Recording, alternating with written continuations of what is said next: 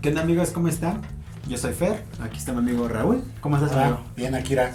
Vamos a ver ahora qué podemos platicar, ¿no? Pues bueno, pues el día de hoy, esperando que todos se encuentren bien allá en casa, que sigan quedándose en casa, y esperando también a que se suscriban al canal. Vamos a hablar el día de hoy sobre este conflicto que está sucediendo en Guanajuato.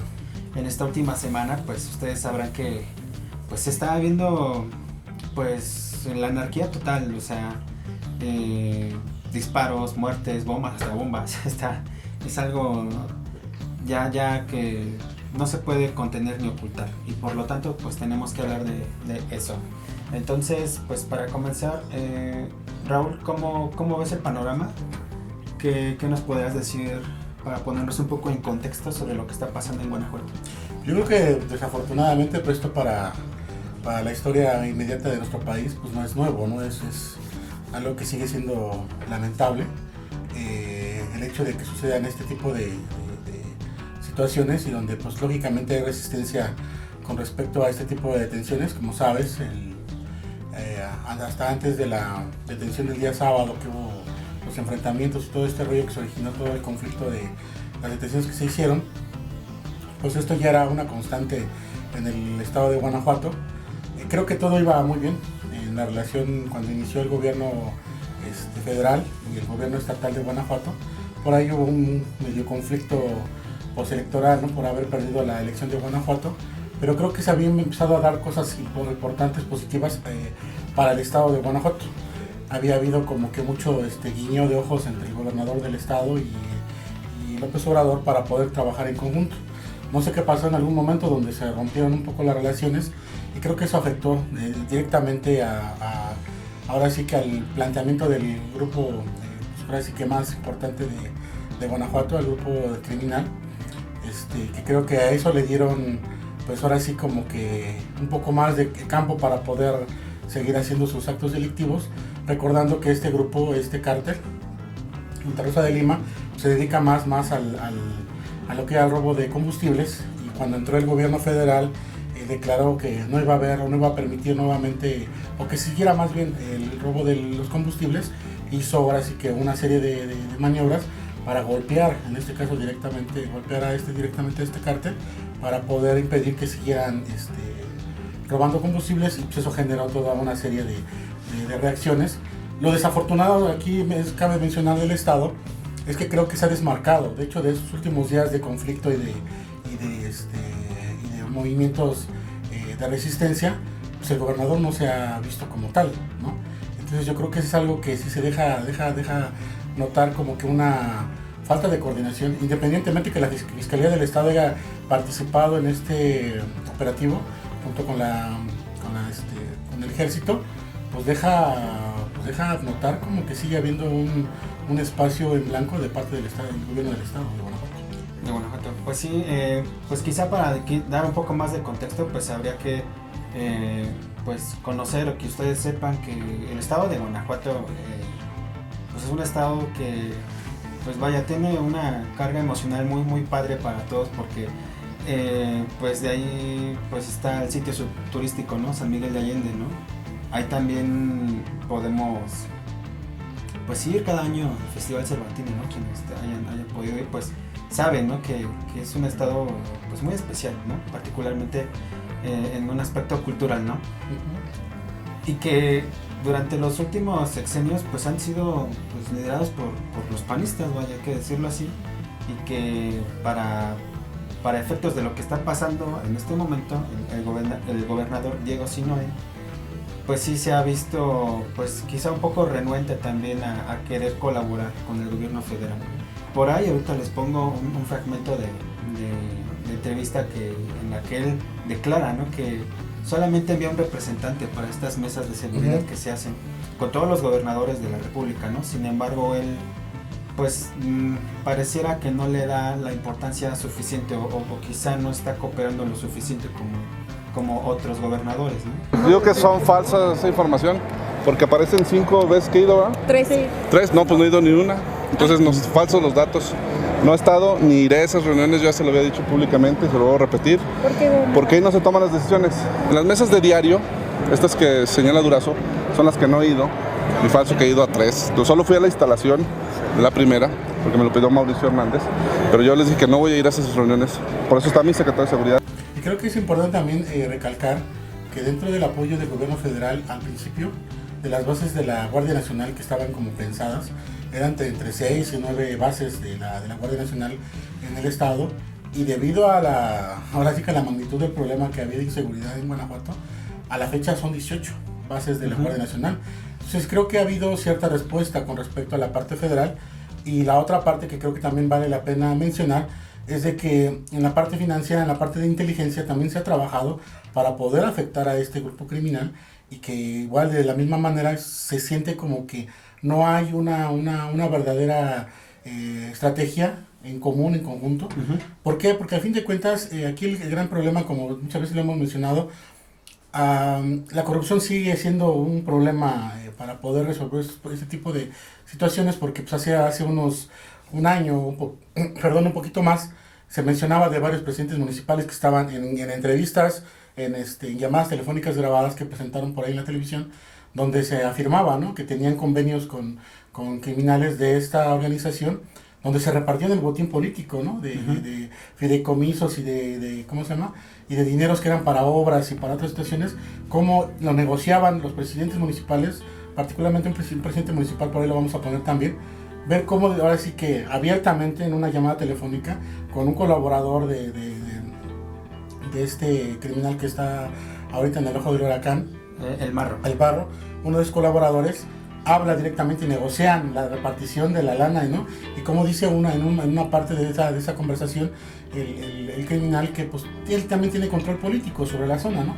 Entonces decimos, si a nivel municipal, estatal y federal no hay una verdadera coordinación, y creo que la coordinación no va por no querer, sino más bien por una cuestión política. Político. Ajá, porque a fin de cuentas por ahí, en un evento por ahí que estuvieron presentes los 3 niveles de gobierno, en varias ocasiones, porque el presidente ha ido en varias ocasiones a Guanajuato, el presidente hacía esa mención, ¿no?, que superaran la parte electoral, que eso ya era lo que ya había pasado meses atrás con respecto a las elecciones, y que vieran al país como un verdadero interés en común para poder salir adelante. Y creo que al gobernador del estado se le olvidó unos meses después, y a la fecha, ahorita hace unos días, salió a declarar, ¿no?, que lamentaba mucho que ahora que liberaron a gran parte de los que estuvieron en el operativo, dices, o sea, ¿cómo es posible? ¿Cómo aspiramos a que un golpe, una estrategia para poder detener a delincuentes de este tipo, sean detenidos y días después sean liberados? Sí. Aquí tenemos que entender que la Suprema Corte, o en este caso los jueces, tienen otro papel, que ellos también tienen que poner de su parte, pero se quejaba el gobernador diciéndole a Durazo, ¿no?, como reclamándole un poco esta parte de cómo era posible que ellos, el gobierno de Guanajuato, se preocupara por atrapar a los malos, y que los jueces los liberaran. Pero pues hay que entender que el Poder Judicial es otra cosa. No tiene que ver con la parte federal o con el gobierno federal. Entonces yo creo que por ahí es un revoltijo de responsabilidades que creo que por sí solo el gobierno federal creo que la tiene complicada. Creo que este golpe, yo hasta hace unos días pensaba que era un golpe fuerte o un golpe importante a este grupo delictivo, pero a raíz de la liberación de estos detenidos, pues deja dudar entonces que no hay un acompañamiento de todas las fuerzas y todos los poderes que están como responsables de esto. Sí, no hay una coordinación. Por otro lado, también saber que el cártel de Jalisco Nueva Generación, que está pegadito a Guanajuato, pues hay una lucha de plazas, ¿no? Y que este conflicto del Huachicol, o sea, también saber que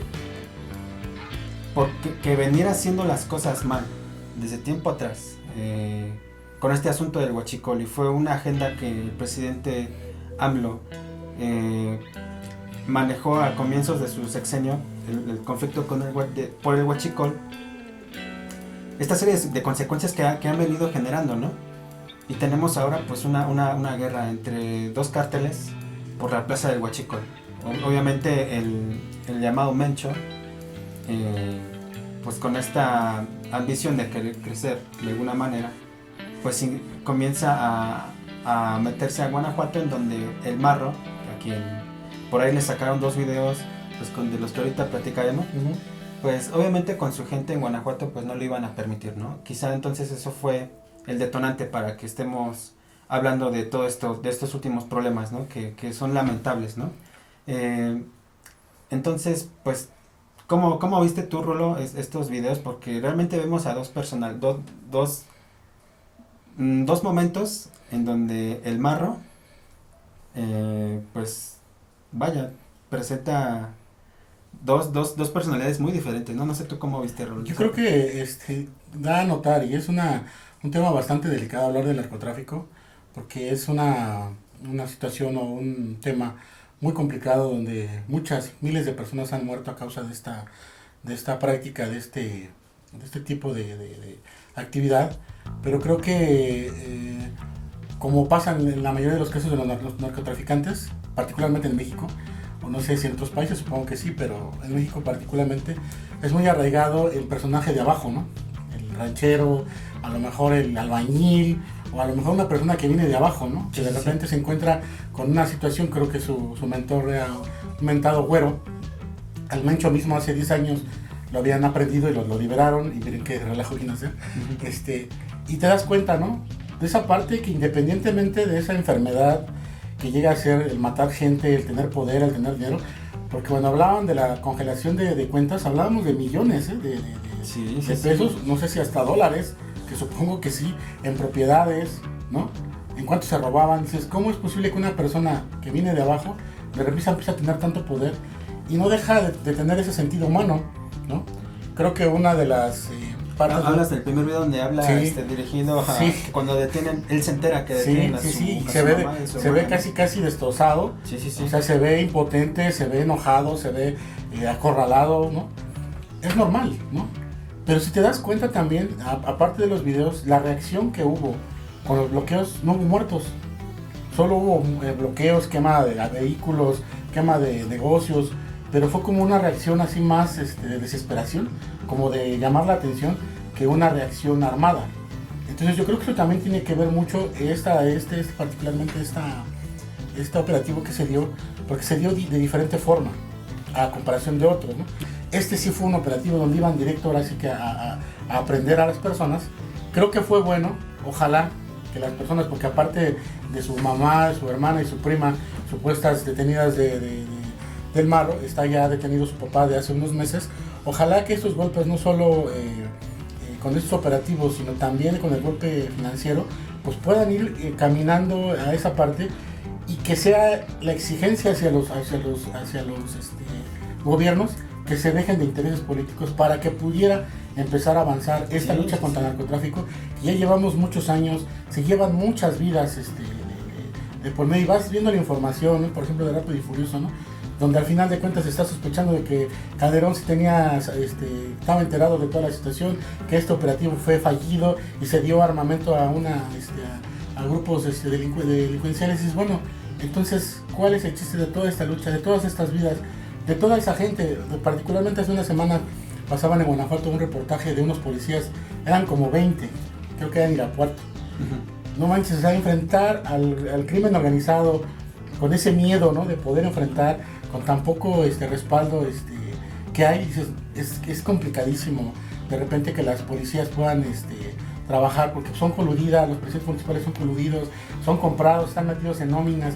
Entonces, o sea, es un trabajo muy grande, que creo que debemos todos tener, así como que ahorita Guanajuato es un ejemplo, es ahorita como que el ojo de huracán, pero así como ha pasado en Guanajuato, ha pasado en Michoacán, ha pasado en Sinaloa, en Nuevo León, en otros estados de la República. Y creo que nos debemos interesar un poquito más por esta situación, y particularmente este personaje que tenemos, porque era lo que decían, ¿no? Que eran videos inéditos, nunca se había visto como que un video así tal cual, como el que presentaron posteriormente a las detenciones del marro, cómo se exhibe o cómo se muestra ante las cámaras, con una actitud humana al final de cuentas, ¿no? Donde se ve rebasado, y creo que es digno de reflexión y de interés de todos. Bueno, pues también decir, Guanajuato está en el ojo del huracán porque se ha vuelto el estado donde ha habido más muertos. Y esto es muy creo que habrán alrededor de 2,000 muertos. Imagínate, y esto nada más en los últimos 2 años, que es muy triste, y y donde tenemos que, pues bueno, ustedes, gente que ven, que se entera que está pasando esto, pues sí tomar mucho en cuenta, ¿no?, la actitud de nuestros representantes.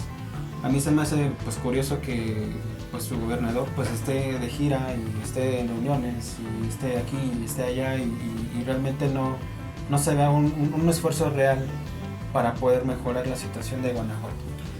Como conclusión, amigos, pues podríamos estar de acuerdo en que pues debe de haber una mayor comunicación de parte de los gobiernos estatales, municipales, estatales y federal, ¿no? Entonces tiene que haber un buen manejo de los problemas, ¿no? Porque desgraciadamente los afectados pues somos nosotros. La información es lo más importante. Ajá, informarnos. Y bueno, pues hasta aquí lo dejamos el día de hoy. Ojalá que les haya parecido interesante esta charla. Compartan el video si les gusta. Suscríbanse al canal, amigos. Pues seguimos en esta cuarentena. Esperamos que sigan bien, que vaya, que sus familiares, parientes pues se encuentren bien. Creo que lo importante también es que nos puedes dejar una opinión para poder mejorar el espacio y pues a lo mejor en algún momento pues, poder tomar en cuenta algunas recomendaciones para poder mejorar este material que creemos o que pensamos que pueda aportar algo a la información que pueda generarse a lo largo y ancho de todas las redes sociales. Pues sí, contamos con su apoyo, cuídense mucho, suscríbanse al canal y pues gracias por vernos, nos vemos pronto, cuídense.